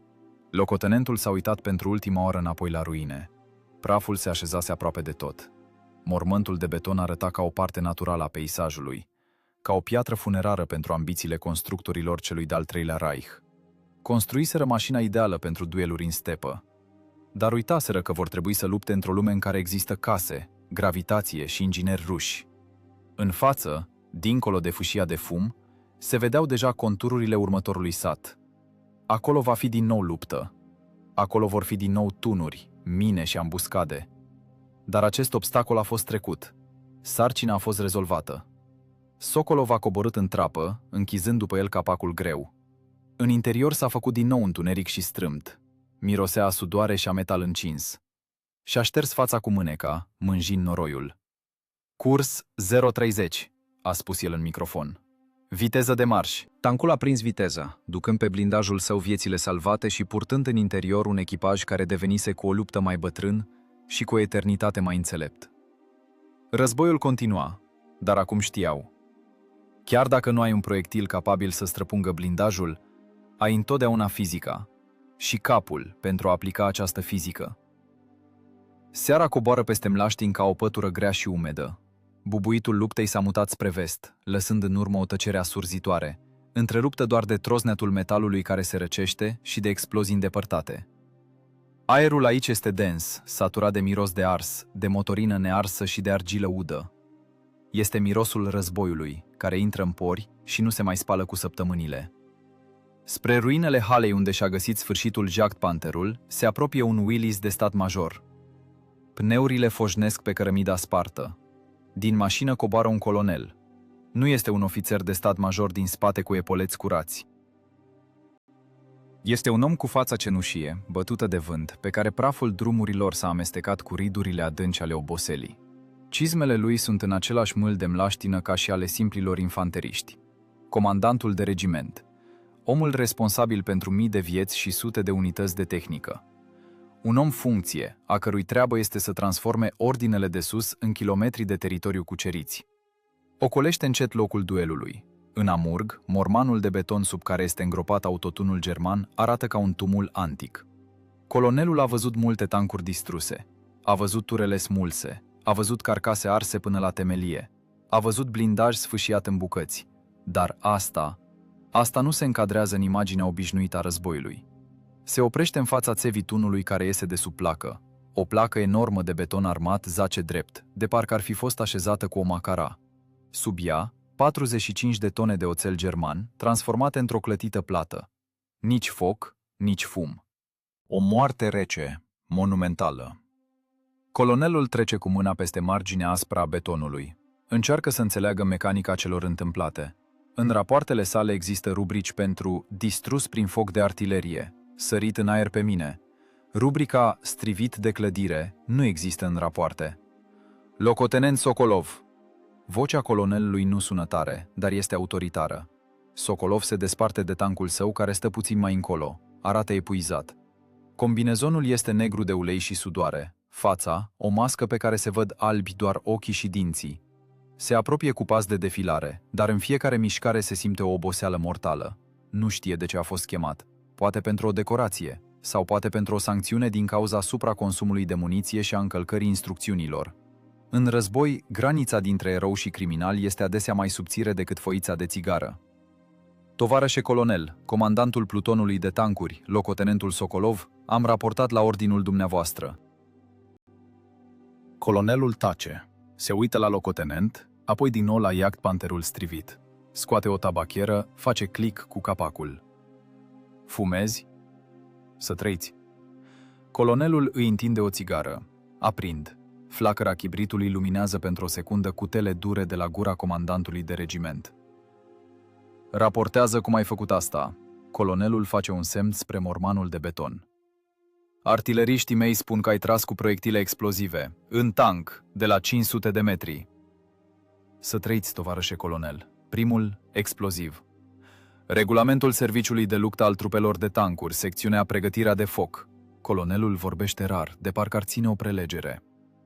Pentru distrugerea țintelor blindate se folosesc proiectile perforante, subcalibru sau cumulative. Tragerea cu proiectile explozive este permisă doar asupra țintelor ușor blindate și a forței vii. Ai citit asta? Am citit. Sokolov trage din țigară, privindu-l direct în ochi pe ofițerul superior. Dar în regulament nu scrie ce să faci când blindajul frontal al inamicului nu este străpuns de proiectilul standard, iar ocolirea este imposibilă. Și te-ai decis să te apuci de construcții. În vocea colonelului trece un sarcasm, dar ochii îi rămân serioși. De distrugeri, tovarășe colonel. Distrugeri inginerești. Am evaluat capacitatea portantă a structurilor. Sprijinul din stânga era supraîncărcat. Placa se ținea la limită. Pur și simplu am eliminat punctul de sprijin de prisos. Colonelul mormăie. Se apropie de locul unde stătuse coloana. Acum acolo este doar praf de beton și armătură răsucită ca un nod. Lovește cu cizma o bucată de cărămidă. Asta nu e conform regulamentului, locotenente. Asta e improvizație, iar armata se ține pe disciplină și uniformitate. Dacă fiecare ar începe să lupte după propriile reguli, ne-am transformat într-o bandă. Ai riscat mașina, ai riscat echipajul, ai consumat 4 proiectile ca să dărâmi un stâlp. Sokolov tace. Știe că colonelul are dreptate din punct de vedere birocratic. Birocrația cere un raport. Birocrația cere ca moartea inamicului să fie reglementată. Dar el știe și un alt adevăr. Tovarășe colonel, spune Sokolov încet. Dacă aș fi acționat conform regulamentului, am fi rămas toți acolo. Și echipajul meu, și tancul din frunte, și infanteria care acum este deja la 3 kilometri de aici. Jagd Pantherul ne-ar fi spart ca pe niște nuci. Regulamentul a fost scris de oameni deștepți, dar l-au scris în birouri. Iar aici e fizică. Unghiul de înclinare al blindajului, 80 de milimetri, ricoșeu 100%. Am ales singura soluție care oferea o șansă. Colonelul îl privește lung. În tăcere se aude cum se răcește metalul autotunului strivit. Un clinchet subțire, plângător. Este sunetul victoriei definitive. Colonelul își mută privirea spre drum. Vede urmele sutelor de cizme care au trecut prin acest loc. Urmele unor oameni vii. Înțelege. În fața lui nu stă doar un tanchist curajos. În fața lui stă un profesionist care a reușit să vadă câmpul de luptă nu ca pe un poligon de tragere, ci ca pe o problemă cu variabile. Iar această calitate este mai valoroasă decât respectarea oarbă a paragrafelor. Conform regulamentului, rostește rar colonelul scoțând fumul. Conform regulamentului, ar trebui să te trimit la arest pentru încălcarea regulilor de tragere. Face o pauză. Sokolov nu lasă ochii în jos. Dar învingătorii nu sunt judecați, locotenente, mai ales astfel de învingători. Colonelul aruncă chiștocul în noroi și îl strivește hotărât cu cizma. Fața îi se schimbă. Masca șefului sever dispare, rămâne fața unui om obosit care se bucură că astăzi în raportul pierderilor va fi cu o linie mai puțin. Întinde mâna. Palma este lată, aspră ca o talpă.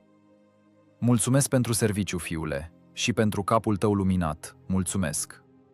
Sokolov dă mâna. Strângerea este scurtă, fermă, bărbătească. Fără sentimentalism inutil. Este un gest de respect transmis de la un profesionist la altul. Servesc Uniunea Sovietică. Ai grijă de cap, spune colonelul îndreptându-se spre mașină. Casca de tank e bună, dar ce se află sub ea este mai important. La război sunt mulți proști, dar puțini ingineri. Mai avem de luat Berlinul. Acolo e mult beton, vei avea destul de lucru. Se urcă în Willys. Șoferul cuplează viteza. Mașina întoarce, luminând ruinele cu farurile. În lumina lor, Jagd Pantherul strivit arată deosebit de sinistru. Un monument al trufiei germane, frânt de calculul rusesc. Sokolov rămâne singur. Discuția s-a încheiat. Nu va fi niciun tribunal. Va urma o nouă luptă, noi sarcini, noi ecuații. Dar acest moment, momentul recunoașterii dreptății sale, este mai important decât orice medalie. Colonelul a recunoscut esențialul. Războiul nu înseamnă doar ordin și execuție. Războiul este intelect. Este capacitatea de a gândi mai repede decât zboară proiectilul. Se întoarce la tank. Echipajul așteaptă.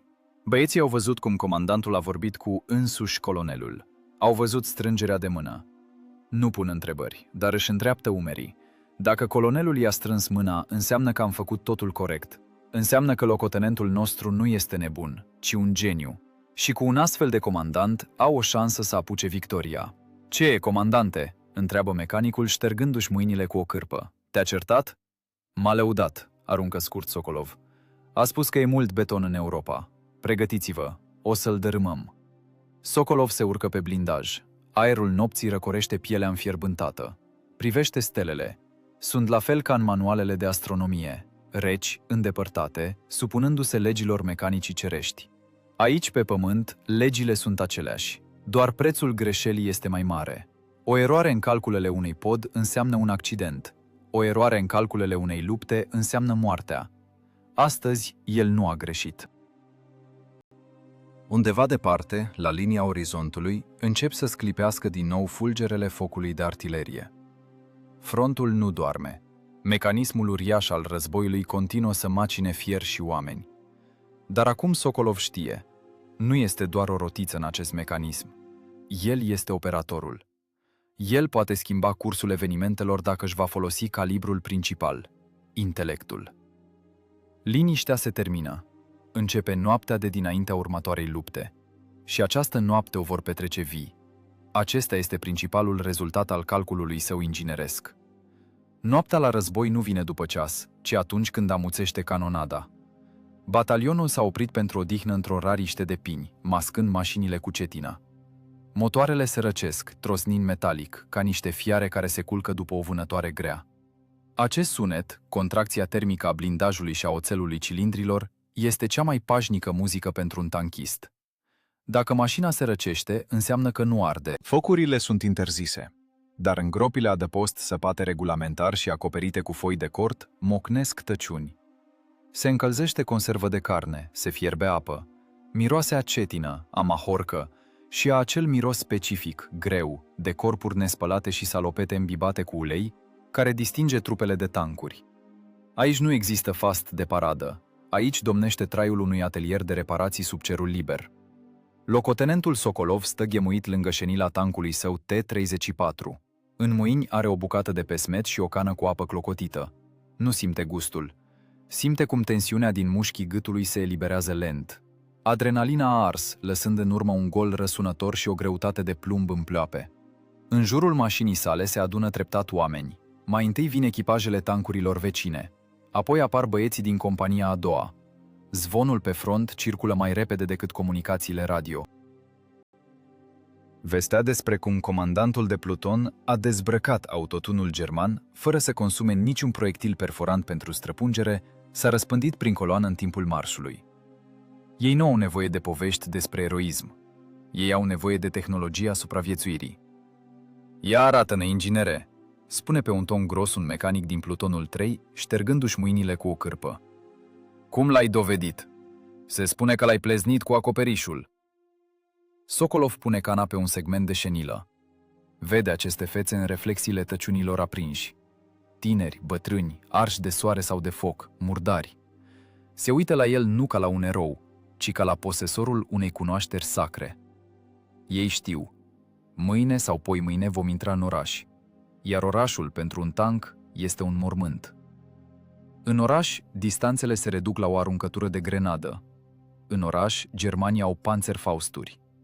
În oraș, tunurile cu țeavă lungă sunt inutile pe străduțele înguste. Lor le este frică. Iar această frică este reacția normală a unui organism sănătos. Sokolov trebuie să transforme această frică în calcul. Caută cu privirea ceva potrivit.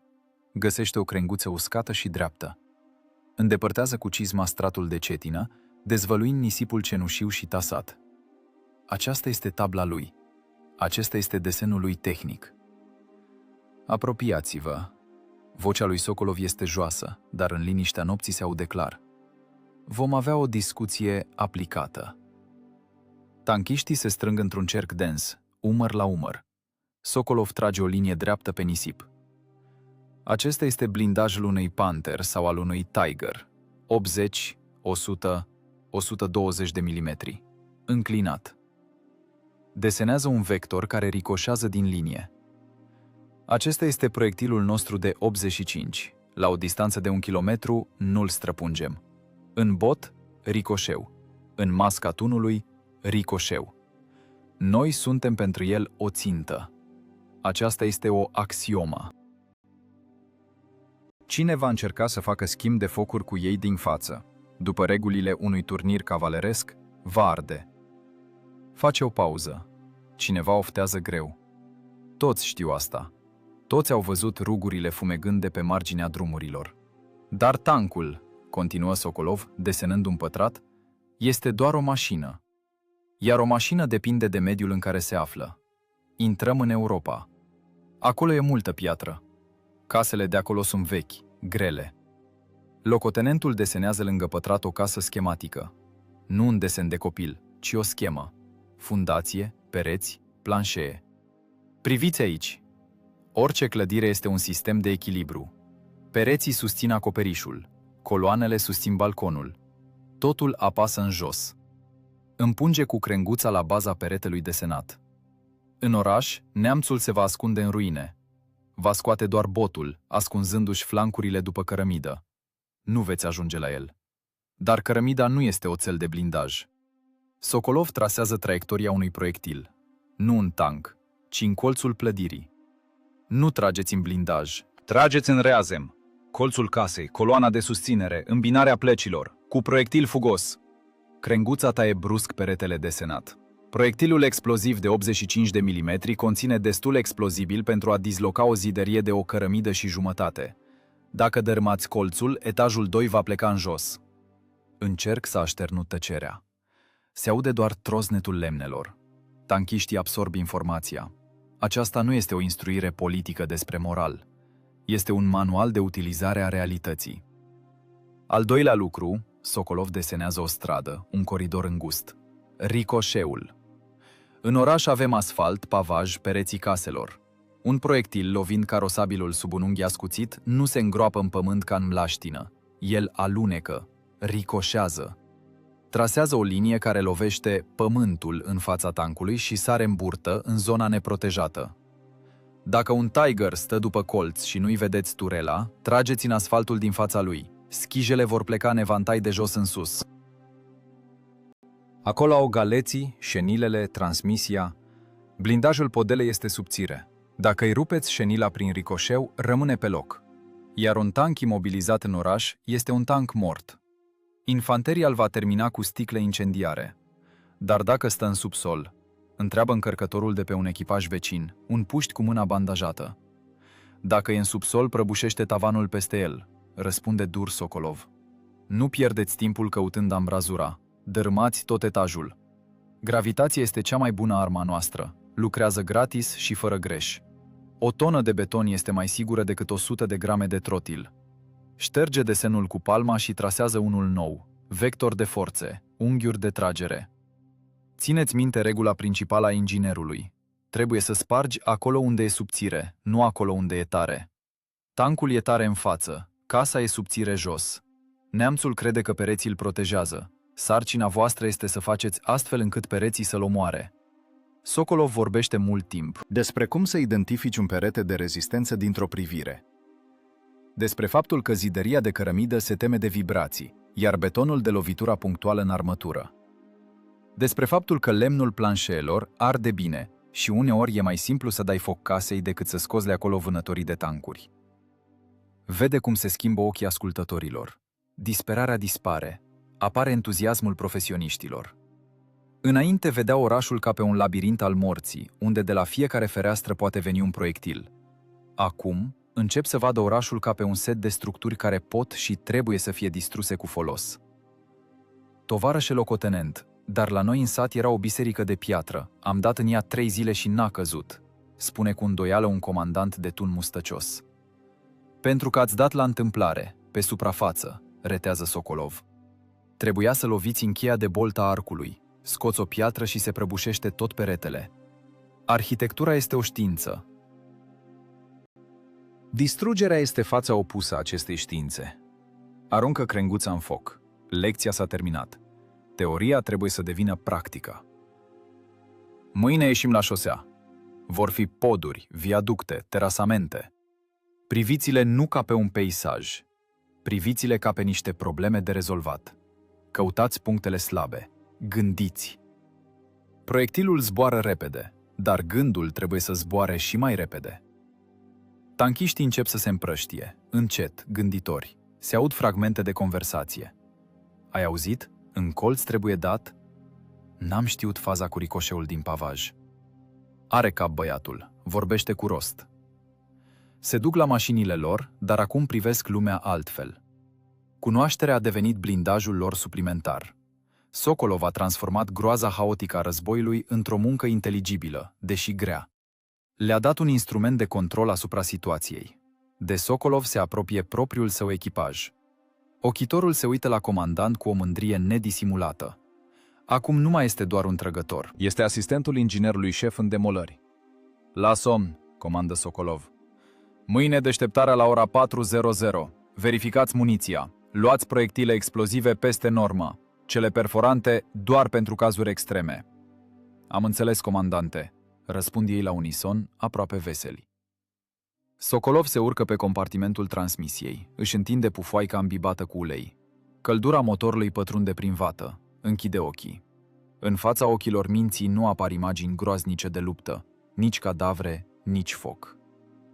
Prin fața ochilor trec desene tehnice, diagrame de eforturi, scheme de noduri. Nu se simte un erou. Se simte ca un profesor într-o școală de supraviețuire, unde o notă de 2 în catalog înseamnă un sicriu de zinc. Și astăzi a ținut o lecție bună. Astăzi a înarmat nu doar propriul tank, ci și mințile a 10 de alte echipaje. Iar asta înseamnă că șansele de a ajunge la Berlin au crescut puțin. Statistica supraviețuirii s-a deplasat cu o fracțiune de procent în favoarea lor. Iar în lumea calculului ingineresc, chiar și o fracțiune de procent contează. Pădurea foșnește prin vârfurile pinilor. Undeva departe, spre vest, cerul este luminat de vâlvătaia incendiilor. Războiul nu se oprește nicio clipă. Dar aici, în micul lagăr dintre mlaștini, oamenii dorm mai liniștiți. Știu ce au de făcut. Știu că și betonul este muritor, iar oțelul german se îndoaie dacă aplici pârghia corectă. Sokolov adorme. În mâna sa, vârâtă în buzunar, degetele strâng obișnuit metalul rece al unui șubler. Talismanul său personal. Instrumentul de măsură într-o lume în care toți încearcă să distrugă orice măsură. Noaptea a coborât peste linia frontului ca o cortină densă, impenetrabilă. Duelul de artilerie de la orizont a amuțit, de parcă niște giganți obosiți s-au culcat la somn. Liniștea de aici, de pe front, nu este niciodată absolută. Este mereu plină de sunete. Foșnetul vântului în coroanele pinilor, vuietul îndepărtat al tractoarelor de remorcare, troznetul motoarelor care se răcesc, sfărăitul soldaților adormiți. Dar după vacarmul infernal al luptei, această liniște relativă pare vătuită, asurzitoare. Apasă pe urechi mai tare decât explozia unui proiectil. Locotenentul Sokolov nu doarme. Stă într-un adăpost nu prea adânc, acoperit cu 3 rânduri de bușteni.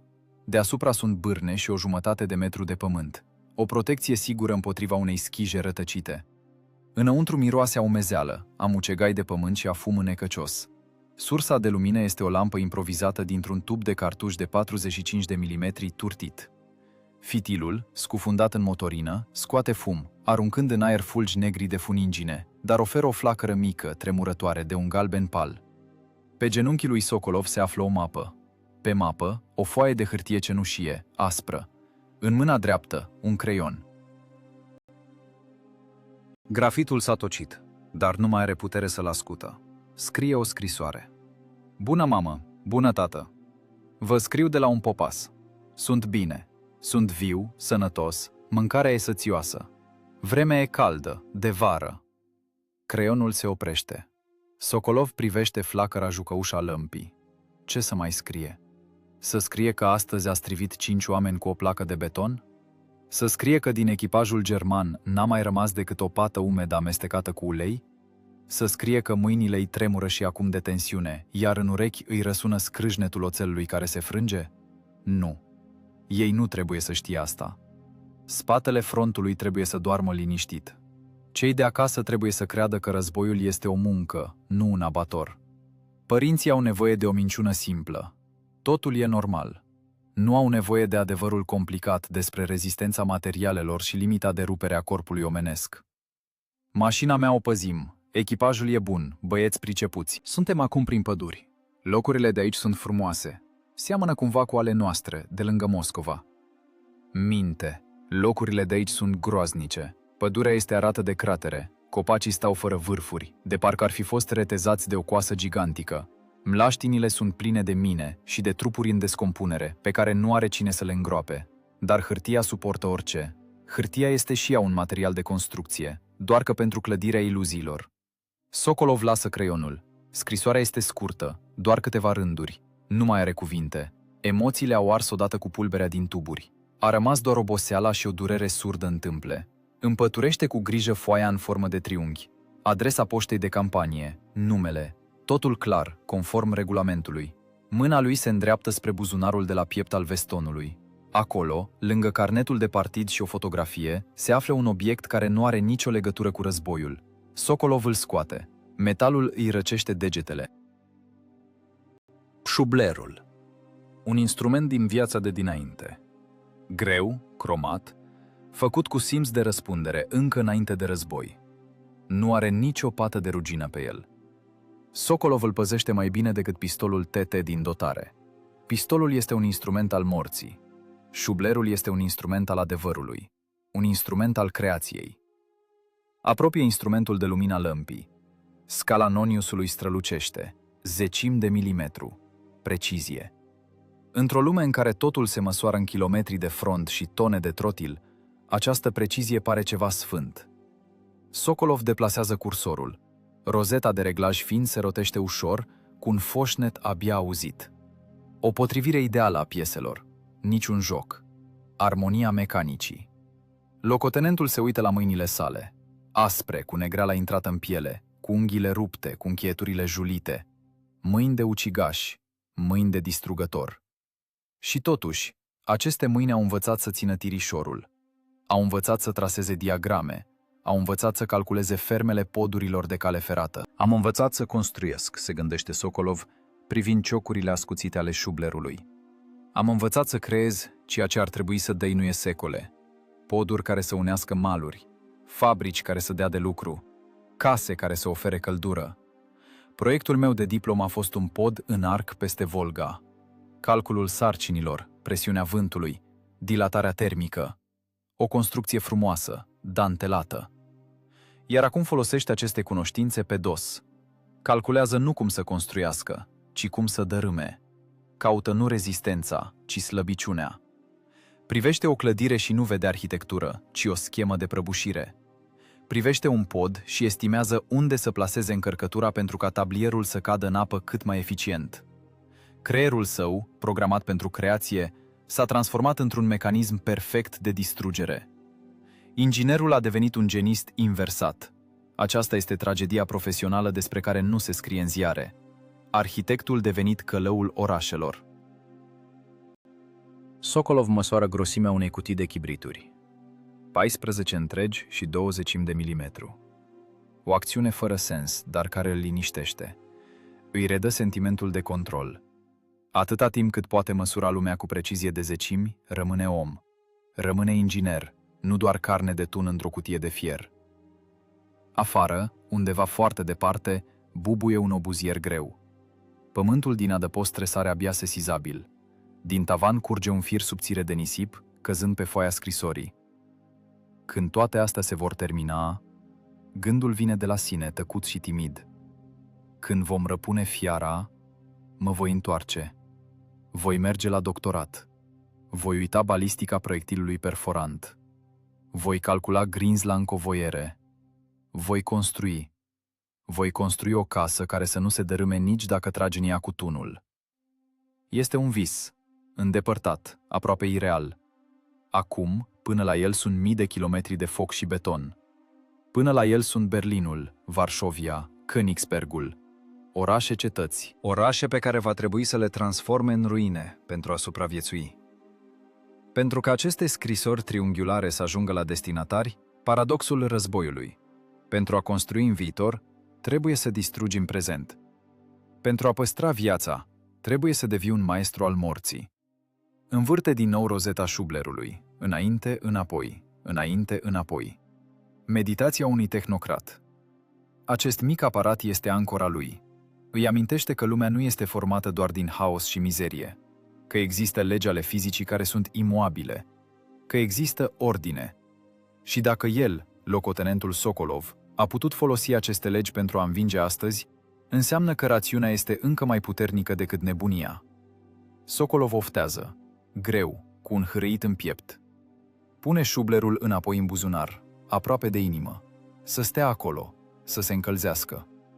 Este legătura lui cu viața normală, unde oamenii poartă costume, nu salopete, și țin în mâini rigle de calcul, nu manete de tank. Stinge lampa. Adăpostul se scufundă în întuneric de plin. Mirosul de ars se intensifică. Acum se aude doar propria respirație și bătăile sângelui în urechi. Mâine e din nou luptă. Mâine trebuie din nou să caute vulnerabilități, să calculeze unghiuri, să estimeze ricoșee. Mâine trebuie din nou să transforme frumoasa arhitectură europeană în mormane de cărămidă spartă. Aceasta este munca lui. O muncă grea, murdară, necesară. Dormi, inginere, își spune singur în întuneric. Podurile mai așteaptă. Mai întâi trebuie curățat șantierul. Închide ochii, dar somnul nu vine. În fața ochilor încă mai vede placa de beton căzând. Și cifre, coloane nesfârșite de cifre, formule, vectori. Războiul s-a instalat în capul lui, ocupând locul rezervat proiectelor de poduri. Dar știe, într-o zi îl va alunga de acolo. Va lua o foaie de hârtie milimetrică, va lua șublerul său și va trasa prima linie a unei lumi noi.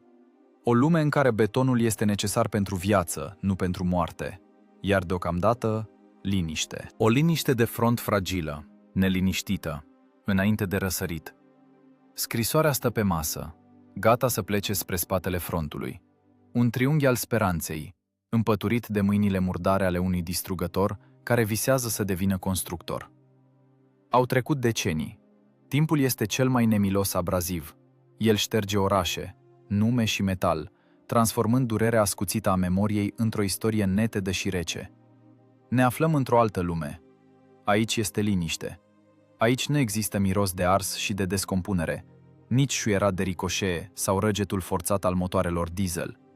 Aici miroase a gazon tuns, a granit încălzit de soare și a praf urban. Un complex memorial, o piață uriașă, pavată cu plăci de beton. Nu este acel beton care se fărâmița sub proiectile în 44, este un beton de paradă, șlefuit, creat pentru eternitate, nu pentru război. Pe un postament, încremenit într-un elan etern, stă un T-34. Blindajul său este acoperit cu straturi de vopsea verde proaspătă.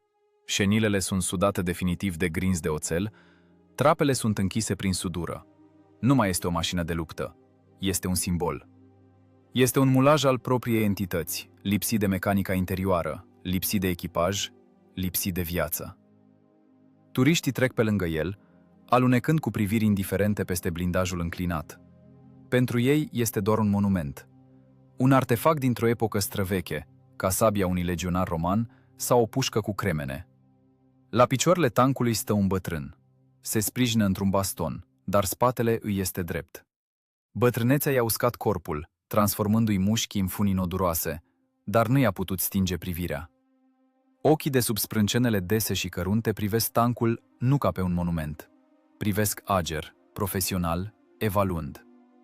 El nu vede vopseaua verde, ci sudurile grosolane din timpul războiului, făcute de adolescenți în fabricile din Urali. Vede adânciturile de pe galeți. Vede o ciobitură pe masca tunului. Urma unei schije care ar fi putut ucide, dar care doar a zgâriat oțelul. Este Sokolov, inginerul care a supraviețuit, constructorul care s-a întors la creație. Mâinile sale, așezate pe mânerul bastonului, sunt pătate de bătrânețe și acoperite de o rețea de riduri, dar sunt aceleași mâini care odinioară țineau manetele de direcție și trasau scheme de prăbușire pe o mapă murdară. Lângă el, sărind de nerăbdare, se învârte un băiețel de vreo 7 ani, nepotul. Poartă o geacă viu colorată, iar în mâini are un smartphone. Pentru el, acest tank este o jucărie uriașă și grozavă dintr-un joc pe calculator. Nu simte răceala morții care emană din metal. Vede doar forma. "Bunicule! Auzi, bunicule!" Vocea cristalină a băiatului taie liniștea memorialului. "Ăsta e tancul tău? Pe unul ca ăsta ai mers tu?" Sokolov întoarce încet capul. "Pe unul ca ăsta." Vocea este înfundată scârțâind ca o balamane unsă. Doar că acela era mai murdar. Și mai zgomotos. Băiatul fuge spre parapetul de granit, întinde mâna spre șenilă. Metalul este rece, aspru. "Bunicule, dar tu ai fost erou?" întreabă el întorcându-se. Ochii îi ard de curiozitate. "Ai omorât mulți fașiști?" Pașca din clasa a doua B zice că străbunicul lui a omorât 100 de oameni. Dar tu? Bătrânul zâmbește amar. Un zâmbet abia sesizabil îi atinge colțul buzelor. Întrebarea copilului este simplă și crudă. În lumea copiilor, războiul este o competiție de tir, unde învinge cel care are mai multe victime. Cum să explici acestui băiat care trăiește într-o lume de plastic și internet ce înseamnă adevăratul război? Cum să-i explici că uciderea nu este un scop, ci o necesitate grea și murdară? Cum să-i povestești despre mirosul de carne arsă, despre trosnetul oaselor sub șenile, despre matematica supraviețuirii? Sokolov se apropie, pune mâna pe umărul nepotului. Palma este grea, caldă. "Eu n-am fost un ucigaș, nepoate," spune el încet, dar ferm. Eu am fost inginer. Inginer? Băiatul lungește cuvântul dezamăgit. Ca tata? Dar inginerii stau la birou și calculează. La război trebuie să tragi. La război, micuțule, înainte de toate trebuie să gândești. Sokolov bate cu bastonul în placa de beton. Sunetul este sec, clar. Să tragă știe orice prost. Apeși pe buton și proiectilul a plecat. Dar să nimerești astfel încât cu un singur proiectil să salvezi 100 de vieți, asta e treabă pentru cap. Noi pur și simplu am calculat bine. Am calculat unghiuri, am calculat secunde, am calculat rezistență. Privește tancul. În memorie îi revine acea zi. Iunie, Mlaștina, ruinele halei. Jacques Panterul strivit de placa de beton. N-a tras în el niciodată pentru a ucide echipajul. A tras în structură. A învins nu prin ură, ci prin cunoaștere. "Vezi mașina asta?" continuă bunicul arătând cu bastonul spre tunul de 85 de milimetri. "Ăsta e un ciocan mare și greu. Dar fără un cap deștept, ciocanul nu poate decât să zdrobească degetele. Noi am fost cei care știau unde să lovească." Băiatul tace, procesând cele auzite. Îi este greu să înțeleagă. Eroismul în viziunea lui înseamnă ochi scânteietori și un steag în mână. Iar bunicul vorbește despre niște calcule. "Și ți-a fost frică?" întreabă el deja mai încet. Sokolov privește în depărtare peste copacii parcului. "Mi-a fost," răspunde el sincer. E frică atunci când nu știi soluția problemei. Când ai în față o ecuație, iar rezultatul este moartea. Dar când găsești soluția, frica dispare. Rămâne doar munca. Pe lângă ei trec oameni, cupluri tinere cu cărucioare, grupuri zgomotoase de adolescenți pe skateboarduri, femei cu sacoșe. Viața își urmează cursul. Râd, se contrazic, vorbesc la telefon. Nu se gândesc la faptul că sub picioarele lor este beton, nu mlaștină. Nu se gândesc la faptul că această zi pașnică este plătită de calculul ingineresc precis al milioanelor de oameni ca Sokolov. Bătrânul îi privește. Acesta este principalul său monument. Nu stelele de granit, nu coroanele de bronz, nu acest tank pe postament. Monumentul sunt ei, oamenii vii, urmașii celor 200 de soldați care au alergat atunci pe drumul deschis, pe lângă autotunul strivit. Copiii celor pe care i-a scos pe blindaj spre spitalul de campanie, nepoții celor care n-au ars în acea gâtuitură, pentru că locotenentul Sokolov și-a amintit cursul de rezistență a materialelor. Arborele genealogic al vieții, care n-a fost tăiat de la rădăcină, ci a continuat să crească. În fiecare cărucior pe care îl împinge o tânără mamă, se află rezultatul acelei lupte. În fiecare râs de student răsună ecoul acelei lovituri asupra coloanei. Aceasta este logistica supraviețuirii unei națiuni. Hai, bunicule, băiatul îl trage de mânecă. Mama a promis înghețată. Sokolov dă din cap. Aruncă o ultimă privire spre T-34. Dorm liniștit, fierule, se gândește el. Tu ți-ai făcut treaba, noi ne-am făcut treaba. Acum e rândul lor. Își mută privirea spre nepot. În acest omuleț se află viitorul. Poate că și el va deveni inginer, va construi nave spațiale sau orașe noi. Important este să nu fie nevoit să calculeze cum să le distrugă pe cele vechi. Hai să mergem, spune Sokolov. Plecăm pe alee, bătrânul și copilul, trecutul și viitorul. Camera se ridică lent, lăsându-i ca pe niște siluete mici pe fundalul uriașului memorial. Privirea de la înălțimea zborului de pasăre cuprinde parcul, cartierele orașului, drumurile pline de mașini, cutiile de beton ale caselor, podurile aruncate peste râuri, coșurile fabricilor. Totul stă în picioare, totul funcționează. O construcție inginerească uriașă și complexă numită viață pașnică. Ea nu se sprijină pe magie, se sprijină pe o fundație turnată cu sânge și sudoare. Se sprijină pe faptul că odinioară, în cel mai cumplit ceas al istoriei, mintea rusă s-a dovedit a fi mai tare decât betonul german. Și atâta timp cât această minte trăiește, atâta timp cât se transmite această scânteie, de la bunic la nepot, de la maestru la ucenic, construcția va dăinui,